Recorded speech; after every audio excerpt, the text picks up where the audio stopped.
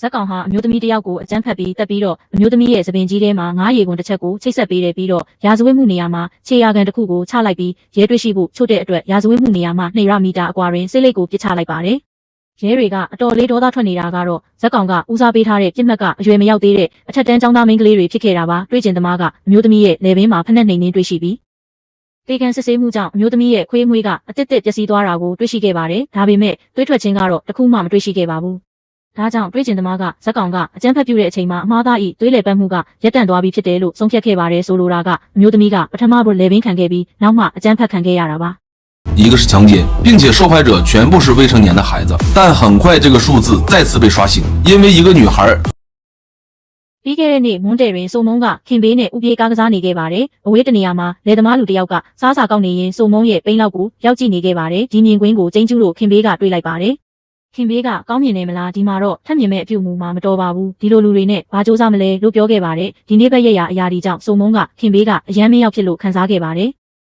ဒါကြောင့်ကျောင်းပြီးတဲ့နောက်အိမ်မသွားဘဲညနေခင်းဘေးကိုကျေးဇူးတစ်ခုပေးဖို့စီစဉ်ခဲ့ပါတယ်။ဒါပေမဲ့ကျောင်းတကားမှာအလျားခံနေရင်ဆရာမတွေ့မိစီလို့မတော်ပါဘူး။ဒီတော့စုံမုံကစုံစစ်တစ်ခုရဲ့ကြီးတစ်ပင်အောင်မှာစောင့်နေရင်အနေရတစ်ခုဖြစ်ပွားခဲ့ပါတယ်။ကံကောင်းတာကစုံမုံကပြင်းထန်စွာတွန်းလှန်နေစဉ်ကခင်ဘေးကချက်ချင်းတွေ့လိုက်ပြီးဒီကံရည်ကိုကြော်လွှားနိုင်ခဲ့ပါတယ်။စုံမုံ၏ဖော်ပြချက်အရသူမ၏လေပင်ကိုဖနှက်နေနေတဲ့အရာကတတုကဲ့သို့ချွတ်သွားတယ်။ဇက်ကောင်၏မျက်နှာကိုမတွေ့ခဲ့တော့ပေမဲ့ကွယ်မြင်ပေကနေအလေးချိန်1.85 မီတာခန့်လျင်မြန်စွာခသွားတယ်လို့ခန့်မှန်းနိုင်ခဲ့ပါတယ်။သူမအတွက်အမှတ်အသားပေါ်ယူဆုံးသောအရာကတော့သူမခေါင်းပေါ်ကိုချိတ်ဆက်ပေးတဲ့အနက်ရောင်ပလတ်စတစ်ဘေးဖြစ်ပါတယ်။သူကကျမခေါင်းပေါ်ကိုထားတဲ့အနက်ရောင်ပလတ်စတစ်ဘေးဟာအရန်ပုတ်ပြီးငါးနှစ်ပြားချောင်းပုံးလို့တဲ့အနံ့တစ်ခုရှိတယ်။နောက်ပိုင်းရဲတွေကအနောက်ရှက်သားများကိုရွာလေတွေ့ရှိတဲ့အခါသူတို့၏ဖော်ပြချက်သည်စုံမုံနှင့်လုံးဝကိုက်ညီခဲ့ပြီးယခုအချိန်တွင်လည်းမြင့်မိန်ခဲ့ပါဘူး။